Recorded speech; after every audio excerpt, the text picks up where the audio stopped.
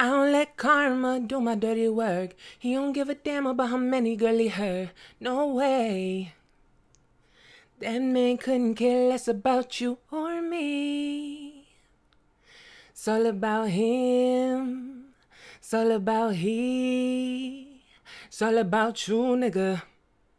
Not about we, not about us, not about a future together. Not about the times we shared. I'm a tough cookie, but they not like me. Captain save a chick when I get my cape. When I come around, take a look at his face. I ain't wanna fuck with, no, I don't play. I wish I could save it. Let me stop. Happy Valentine's. Cue the music. Let's go. Yeah. Welcome to the podcast. Episode 87. And it's finna be lit. The Super Bowl happened.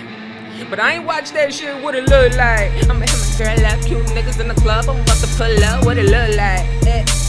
What it look like. Hey, what it look like. Grammy Salazar, what it look like. On the beat right now, what it look like. Yeah, what it. Yeah, yes. What's good? You are watching the third podcast. I'm your host, DAPHYA. And this episode is going to be just as all over the place as the first two episodes of this 7th season. But it's episode 87.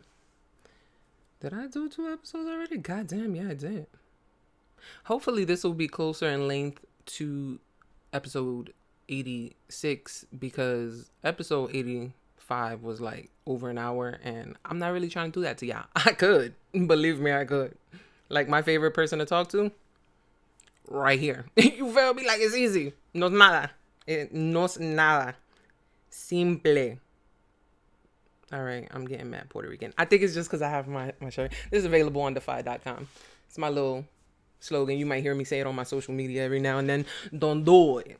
Because niggas be making me mad. Don't do it. You feel me? So, yeah, that's what that is about. I do have notes again, but, oh, man, these notes are, let me see if I could show it to the, yeah, that's not okay. It's too much. So, let me see. What we're going to talk about. First of all, let me address the Super Bowl because a lot of you that follow me, or some of you that follow me, followed me because you saw my Kendrick Lamar music video reaction to either Not Like Us or Squabble Up, one or the other. And I want to do a reaction to the Super Bowl performance, so I have not watched it. And we will not be addressing that on this podcast. Please don't turn it off. Please don't. Where you going? Like, that's really how I feel. Like, but I'm just going to say it because it's true. I'm not going to talk about it because I haven't watched it intentionally. I'm trying to keep away from all the videos that people are making about it because I don't want to, I want to have a genuine reaction when I do post it. So hopefully I can do that tomorrow. I do have plans, so I'm going to try to just like squeeze it before I leave since I'll be like, cute or whatever to go out. But we'll see what happens. And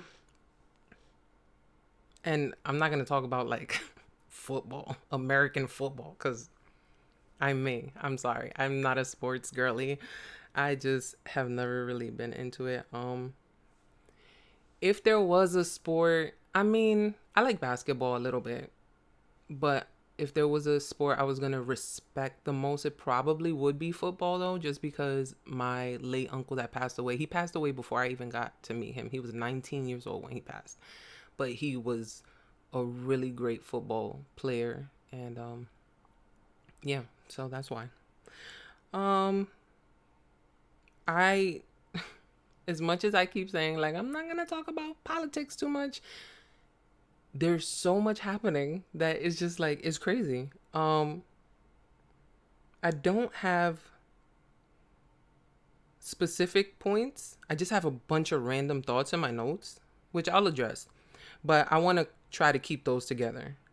So the first thing I'll talk about is something that I just missed last week. I forgot to mention because we did address the Grammys and Kanye went super crazy. So apparently he crashed out on Twitter and I've had enough. Like as soon as I read I'm a Nazi, I was like, we're not doing this again. I'm sorry. I'm out. I've loved him for so long. I defended him so many times. I'm over it. Turns out I was not alone in my sentiment. A lot of people feel the same. Like, for some reason, this is the last straw. And I think it's related to the political climate. It's like, come on, bro, give us a break. Like, we going through a lot right now. Why are you doing this to us? I really feel that's the genuine emotion that people are having right now. If not, that's mine, because I never cared about politics. So this is all new to me, to even pay attention to these things. And then to have Kanye on top of that, doing what he's doing. And the fact that a lot of what's happening right now in politics is reminiscent to the Holocaust and the strategy behind the Holocaust. If you know anything about the Holocaust and the propaganda that they used and the manipulation that they used and the way they did it in increments, it was very, they were con artists with it. Or Hitler was a con artist. Well, they all joined. But you know what? Hitler was basically a cult leader because he got everybody drunk too. Like, the people that were on his team, he made sure that they were intoxicated, because the death takes a toll on people. You know, like, killing people is not easy. Trust me. No, I'm just playing. Like, I really don't. I know I don't kill nobody. But just on the mic, you feel me? Sorry, I had to do that. I'm a rapper. But yeah, not only did I not talk about what he like went viral for, which was his wife being naked with him on the red carpet, which apparently he wasn't even invited to the Grammys. He crashed the Grammys and then showed up with a naked wife.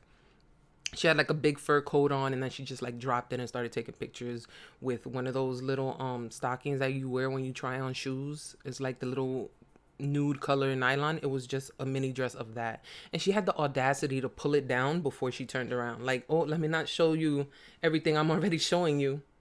That don't make a lot of sense, but whatever. She could do whatever she wants.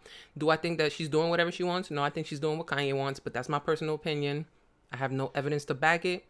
But if you look at her face in a lot of their interactions, and she doesn't speak, and people supposedly, allegedly, who know her personally, say that she has changed, that she was very vibrant, she likes to talk a lot, and there was some footage that they showed of her in a club atmosphere, and she was like singing along to some lyrics, and as soon as she got lively, Kanye's face went down. He started going on his phone like he was mad about it. So I think there's a very controlling dynamic there. He's known to be controlling.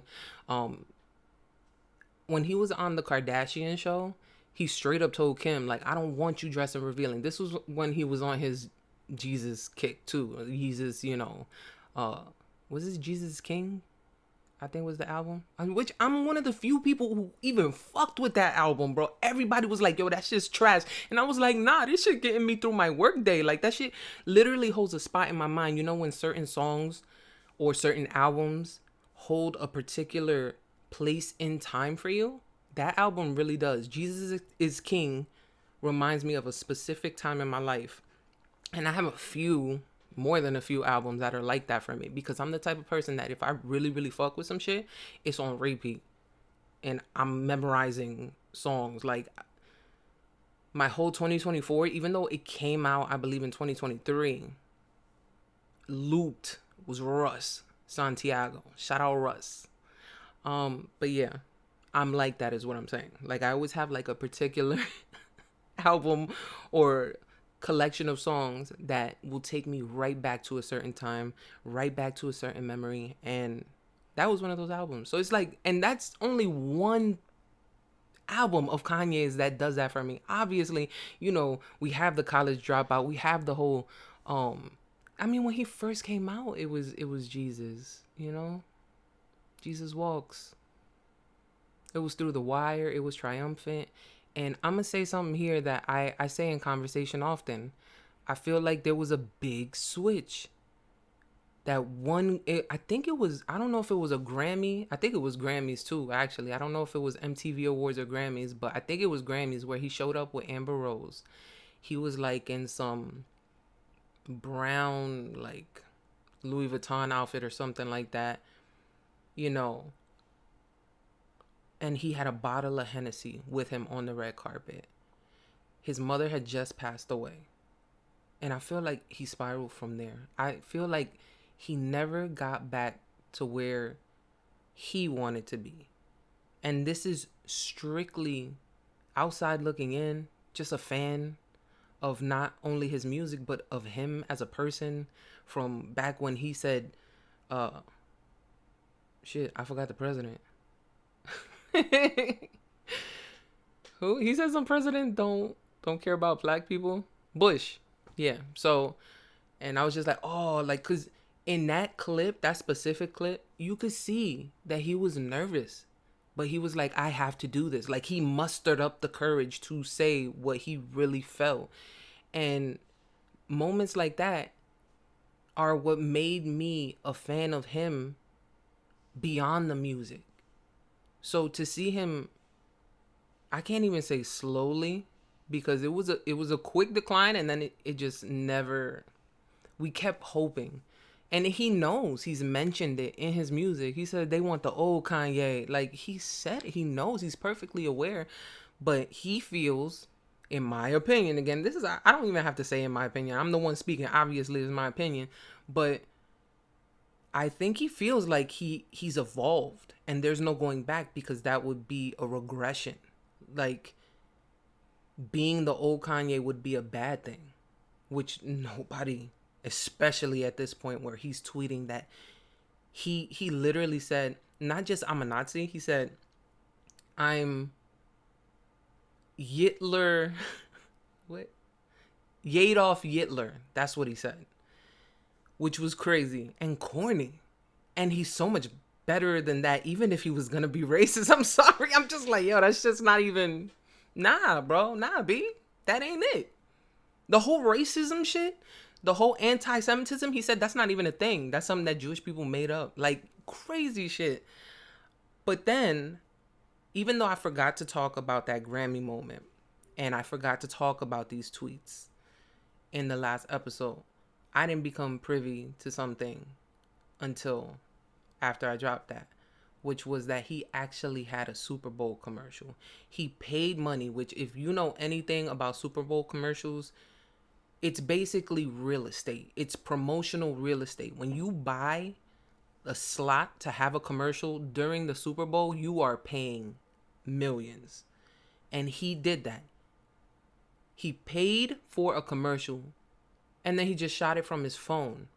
He was at the dentist's office, and he said something like, I spent all the money for this commercial on my teeth, or something like that. I don't know exactly, but and then he promoted his website, and when you went to his website, he had t-shirts he was selling for $20 with swastikas on them. It's too far, man. It's too fucking far. It's too scary of a time right now for you to be either playing like that or to really be that fucked up. And this is trash, bro, because this is coming from somebody who loves you. Like, I'm talking to you right now, Kanye. I'm telling you this to your face. I know you don't give a fuck, but still, I'm gonna say it. You're going too far. It's whack. It's not entertaining. It's not cute. It's not funny. It's not comical. There's no positivity coming from what you're doing at all whatsoever. I don't know if you're making more money. Apparently, according to you, you wouldn't be, because you think the Jewish people have all the money, which I didn't even know was an insult until the backlash came, to be perfectly honest. I was ignorant. I didn't realize that was another reason why the Holocaust even took place, was because they had this rhetoric. And rhetoric, oh my God, that is the word for the next 4 years, because that's all I'm hearing when I turn on the news is rhetoric, propaganda, gaslighting, just manipulation through words. And it's just, I'm not here for it. And then I saw a few videos. Shout out Sean C. He's somebody I've been following for a long time. I used to watch him for album reviews, but I haven't seen him really do that lately. I saw him react to a couple songs, but I haven't seen him do any album reviews lately. He streams now, so he's a streamer now. He used to be like mainly a YouTuber. He crossed over. That's fine. Make your money. I love you still. But yeah, he was basically saying the same thing. Like, he jumped ship. Like, it's too far. Mero, which was no surprise. I almost said from Bodega Boys. R.I.P. Bodega Boys. They broke up. shout out Jesus wherever you at. But Mero on his new podcast, Victory Light, he wasn't for it. He's like, this is it. Like, I can't keep doing this. And his co-host too, which I'm sorry, his name escapes me at the moment, but I'm frightened. I never knew his name. I'm sorry, I never knew your name, nigga. But I'm gonna learn your name because you're funny. You are funny. Whoever you are, you're so funny. But anyway, Mero was like, yeah, he's over it. He can't keep doing this back and forth with him. And it's not surprising because Mero's wife is actually Jewish too. So that was not surprising at all.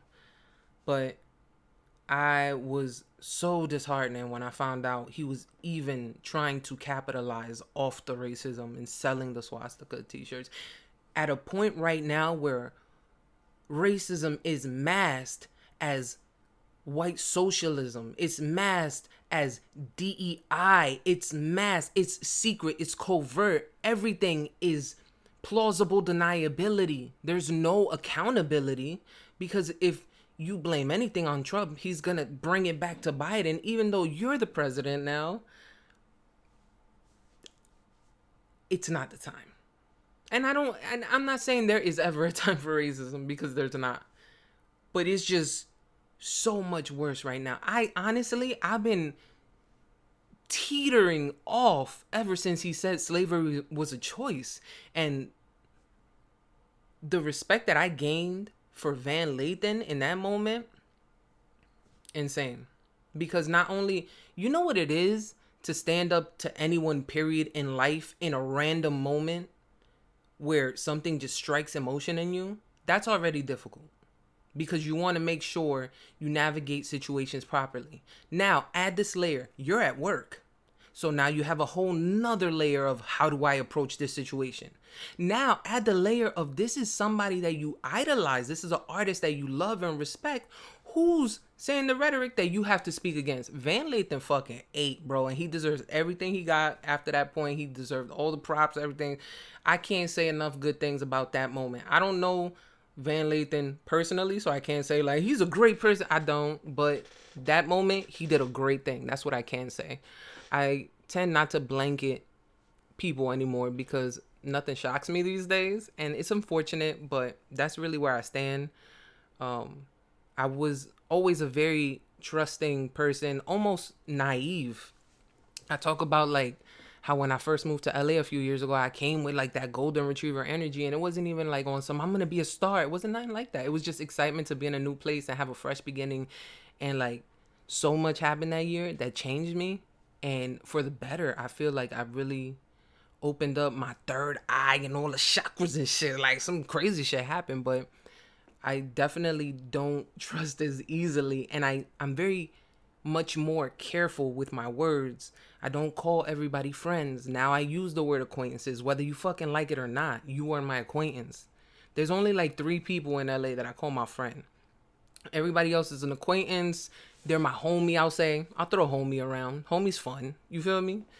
But, yeah. I can't, cape for Van as an individual, but in that moment, he was a hero. In that moment, I couldn't imagine him handling that situation any better than he did. And why am I still talking about something that happened like 4 years ago? But still, it's related to Kanye, right? So, yeah. I had to give my 2 cents on that. And I already know I spoke way too much. I was like, I'm going to keep the podcast short today. That's the first thing I opened up with. I said, we're not going to do over an hour. I'm going to still try to keep it short. But yeah, I had to say that. And this is going to be the pod that talks about pods, because there are a few pods that I actually do listen to a lot and am a fan of. And another one is the Joe Budden pod. Again, I don't care for Joe Budden, but he is entertaining. Look, that whole sleepwalking thing, if y'all don't know, all right, how do I frame this? This wasn't on the docket, as they say on the Joe Budden pod.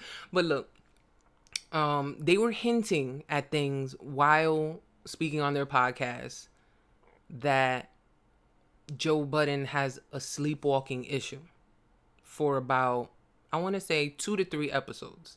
While this was happening, all of a sudden they started mentioning his sleepwalking. I said, he is about to have some sort of episode. I said, this feels like crisis management, prevention. This feels like they're setting up for something. Lo and behold, a couple weeks later, he got a lawsuit. Apparently, he was sleepwalking and showed up to his neighbor's house completely naked. And I honestly, I didn't even read up on it because I was just so happy to be right that something happened. I didn't even care what the fuck it was. But it does sound bizarre if it is how they explained it on the pod, but obviously I'm getting a very skewed perspective, a very it's the word I'm looking for.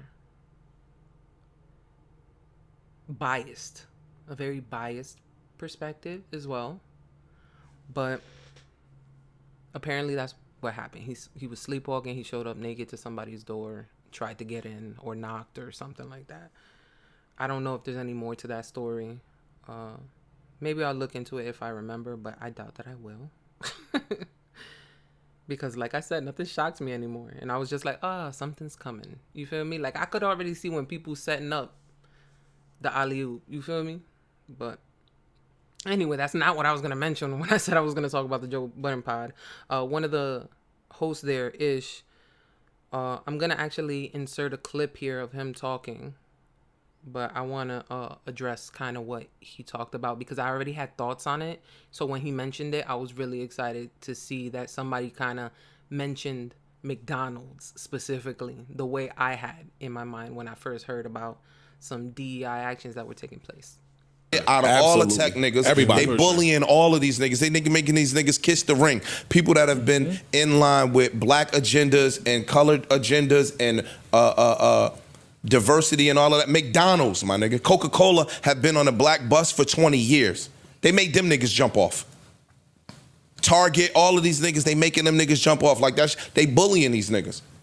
And niggas is basically suckers and cowering.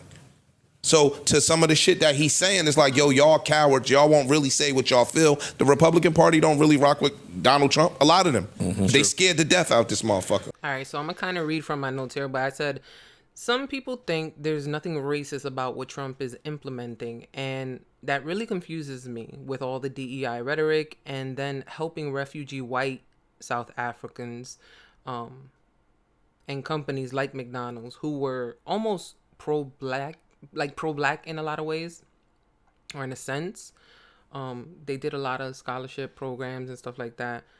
But what people don't realize about McDonald's changing their diversity policies is, I looked into it a little bit with McDonald's specifically. They are not necessarily applying DEI company-wide. It is strictly for superior managerial positions. So they're not going to have like, a minimum number of minorities that can flip the fries. You can still flip the fries.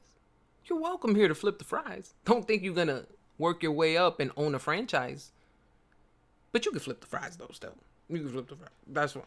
So that's what bothers me about that. And I was so glad to hear that somebody kind of mentioned that, because McDonald's is one of those companies that was always targeting minorities, always targeting low economic communities, offering scholarships, offering help. And if you really think about it, McDonald's is supposedly like, or any fast food is supposedly the worst food for you. So they're offering these good things, but they're also targeting us. I didn't get these chubby cheeks for no reason, even though I never really fuck with McDonald's. But let's use it for now. Let's say they gave me all the McDonald's. But yeah, everything is so contrived right now. And it's almost like I keep peeling back these layers and I don't want to see it anymore. Like, I don't want that. But yeah. So yeah, changing their diversity policy so that black people can still flip the fries, like I said, but won't be considered for higher management positions in most cases. Then of course we have the 25-year-old being begged to come back to Doge after willingly resigning because he made racist tweets and comments. He is racist. He's only 25. The tweets are not that old. So let's call a spade a spade. He's knowingly racist, resigned willingly, said, nah, they got me. They know. They're on to me, guys. And Trump and JD Vance said, nah, come on back. You're fine here. You and us. You know, that's crazy to me. But thousands, if not millions, of regular government workers with probably nowhere near $1 million in their accounts were pushed out of their positions for absolutely no reason. But you know how much money that little 25-year-old is probably making? And he's allowed to be racist on the job. On the job. And off the job. Fuck it. Just go have lunch with Kanye. Just, oh, you don't want to? Oh, forgot. Sorry. You feel me? Like, it's stupid. But I don't want to get too political. It's like you can't even help it at this point. It's like I'm drowning in this shit. And then, fuck algorithms. Once you start watching one type of video, they show you everything. That's the whole point of an algorithm. So now I'm really like, I'm so up to date. And I don't even want it anymore. Did you know that Trump is trying to get rid of the penny? Now, here's me. This is just me. This is not, I don't have no evidence. I don't have no, this is just me speaking as DAPHYA to you right now. Why the penny? I understand it's the lowest form of currency. I understand that we don't really use pennies like that. We don't really use change. We don't really use cash, period. Venmo me, nigga. You guys sell? Like, nobody barely uses cash anymore. But the penny is the only brown coin, though. Why you gonna get rid of the only brown coin? And I learned, I'm telling you, I'm learning shit I don't need to learn. I don't want to learn. But did you know that it might make more sense to get rid of the nickel? Because the nickel is a 5-cent coin that takes, I believe, 8 cents to make. So it costs more to make a nickel than... Stop it. I don't want to know this stuff. I don't want it. But yeah, why the brown one then? Get rid of the nickel. But yeah, that's just me. I don't have no evidence, but I just thought it was funny to say the only brown coin. That's funny. Oh, but I think it was where I learned that thing about the nickel. I believe it was Philip DeFranco. Shout out Philip DeFranco. He compared it. I don't know if it was him though. If it wasn't you, Philip, I'm sorry. But someone I was watching on YouTube who mentioned, the nickel situation also mentioned that Trump is basically just testing his limits of power. That's why he's doing so many things in such a short amount of time. He wants to see how far he can push the envelope. And that's also something that Hitler did early on. They say that he basically turned over the government within 2 months. And then that's when they started implementing the things about Jews, and little by little it was just identifying them. It was relocating them to nice areas. Does that sound familiar? With Gaza, he wants to relocate the Palestinians, supposedly. There's a lot of fucking creepy shit happening, and I don't have the answers. I'm just taking in information from all these different sources. I'm watching actual live footage of the politicians doing what they do, sometimes with a commentary person watching at the same time, but mostly everything that I watch is actual footage of Trump, JD Vance, Elon Musk. I haven't watched a lot of stuff with Elon Musk, to be honest, but the whole Doge thing is interesting because there was a whole lawsuit there where they have all of our private information, and he is an unelected, what's the word they use? He's an unelected somebody. Like, he wasn't elected to be in the position that he's in right now. Trump just kind of said, yo, come on, you with me, bro. We good. He's good. He's with me, guys. So, a lot of stuff. I was just talking about JD Vance. Yo, I cannot, bro. I'm not doing this no more. Okay, one more thing. One more thing about the government, and then I don't know what I'm gonna talk about because I don't have no more topics. I might just fucking end the pod here. So I talked about Kanye most of the time, so y'all can't even be mad at me. All right. However, I did hear that Trump wants an all-white military. Now, he didn't flat out say this, but if that were true, what would be the point? Why would you want an all-white military? Is it because if there were black and brown people in the military and you started giving directions to do things that hurt our own people, we might have too much empathy and give some pushback? Could that possibly? I don't know. I'm just throwing ideas. I'm not stating facts. I want you to talk to me in the comments. I might reply. I can't give no guarantees. I might reply, though. Put me on. Teach me something. I made a TikTok a few days ago, and I don't even remember what the fuck I was talking about on it. I hope my phone don't. Oh, God, that don't.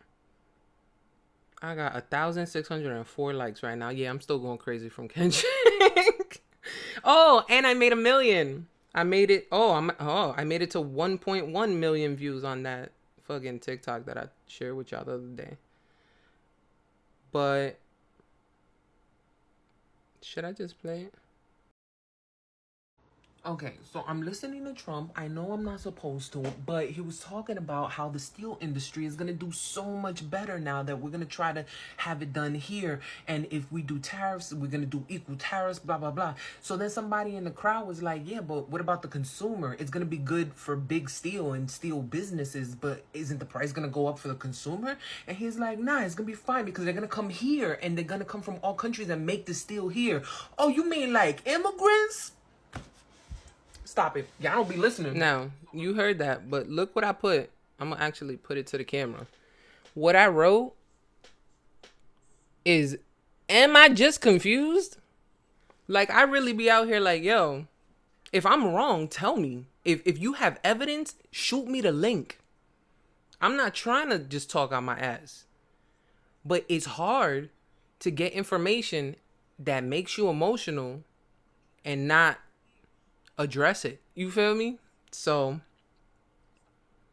I actually got some comments there that fuck it, I'll share here on my podcast. Why not? We doing good on time. So one person said transporting steel across the world is ungodly expensive because of its mass, which makes a lot of sense. It's very heavy. You know how I wanted to ship a box of my books from Jersey to California when I moved here. That shit was like $300 for a little box. But the books are heavy. So that makes a lot of sense. And then he said, refining the steel here will be a significant discount for the consumer. Oh, sorry. You still hear me talking? All right, so another person just agreed with me and said that's so ridiculously true. Another person said they're going to move the corporations here to provide American jobs. There's no need to keep taking immigrants. We could see what side that person is on. Another person said, well, first they played me. They said, sis, wisdom is chasing you, but you're running faster. Thank you. Be on my Cat Williams, you feel me? Choom choom, I'm out. Po little tink tink, not me. Feel me? If y'all know Cat Williams, y'all know what I'm talking about. Poor little tink tink. That's throwback shit. That's way before he was making predictions, okay? U.S. companies in the 90s started shipping manufacturing out of the country for cheaper. You know, it's funny how you start off your comment, which I welcome your viewpoint. I welcome you countering what I'm saying, correcting what I'm saying, but you choose to open by insulting me, and then you got mad typos in your fucking shit. Get out my face. But anyway, okay. U.S. companies in the 90s started shipping manufacturing out of country for cheaper labor. Now, those same American companies will move their product back here. Oops. Gotta hit more. She wrote a lot. Oh, he wrote a lot. Oh, damn. Can I can't even see the rest. Oh, there we go. All right. Now, those same American companies will move their product back here in the States for cheaper. Not immigrants per se. But and he didn't write per se, he wrote per se. But I know what you was trying to say, but you playing me. Okay. Pero okay. I guess you can say some companies who are from other countries will also move their manufacturing here. The point is, oh, that's just so he said, yeah, you're also right. You also are partially right. Open with that shit, nigga. Whatever. The point is the tariffs are simply a ploy to get manufacturing back to the US. Therefore, the tariffs won't apply. Well, obviously, if we make it here, the tariffs won't apply. That would be like America on America crime. So then somebody replied to that person and said, so are the Americans now going to supply the cheap labor for those companies that went elsewhere? Or will increased labor costs be absorbed into the consumer price? Yes, everything's going to get more expensive regardless, because they're going to have to pay the people more if they do it in the United States. We're not going to work for pennies like people in China work for pennies, because the currency translates very differently. The conversion rate is different. The work ethic is different. You feel me? So I agree with that person, actually. But the person who insulted me had some good points there too, though. I feel him. And then shout out Rachel. Rachel just said, keep an eye always on the enemy's close. It's just mad dark. But yeah, I mean, I have a few other comments there, but I'll read those for now. But if you don't follow me on TikTok, I just started using TikTok about a year ago. I had the account for a while, but I started using it about a year ago. And my goal was to make it to 1,000 followers so I can go live. And I cracked that. I'm at 1070 right now. So I'm going to go live probably this weekend. And they actually gave me the capability to go live a few months ago. But I was like, no, I made a promise. I need 1K followers and then I'll go live. So I just wanted to keep that word to myself. So I'm excited about that. That was cool. I like TikTok because I don't get a lot of follows, but I do get a lot of traction and a lot of engagement. I love when you guys talk to me and leave me comments and give me something to reply to or inspire me to make a new TikTok. Because on TikTok, it's basically like an extension of this podcast, to be perfectly honest. If you see me on Instagram, it's more music based. So it might be more pretty pictures. It might be, me rapping. I do a lot of just like 1 minute videos, reels of me spitting a 16, singing a little bit sometimes. Sometimes I sing on TikTok too, but most of my music stuff is on Instagram, and it's the same name everywhere because I'm about to close this pod out. It's DAPHYA, DAPHYA, and eventually I'm gonna have a little sorry about that. Eventually, I'm going to have a little commercial that I could just insert so I don't have to keep plugging my shit. But it's DAPHYA.com. I have a clothing brand. It's DAPHYA Shop. So if you want cool t-shirts like this, or from my latest collection, the Dose of Distance collection, we also have the Get Ready collection. We have the Good Men Exist collection, because as you can see, I talked about it on the last pod. They're making it seem like it's a scarcity, but they out there. Please do not stop believing that good men exist, please. And I am also gonna be doing good women exist and good people exist in the future, in the near future. But it's just good men exist for right now. And yeah, I mean, I have a multitude of collections. I'm not gonna get into every single collection I have, but if you want to go there, check it out. I'm running a sale for Valentine's Day. That's why I sang a little song for y'all, because that was a song off my debut album, Phases. And it's an album of all love songs. I have 4 bonus tracks. I have a digital package on my website on DAPHYA.com. And it has the full album. It has unreleased exclusive photos, the high quality images of the front cover and back cover. I have commentary of me actually speaking in between songs and telling you how the songs were created, behind the scenes exclusive stuff, stories about where the lyrics came from, what inspired me. I have that, and then also 4 bonus songs from the deluxe. So yeah, if you dig my voice, you might want to hear my music. That's all I'm saying. That's all I'm saying. I'm just, maybe you might like it. But for now, I'm about to be out. I will see you guys next week. And remember, I am the voice you can trust. Onesies.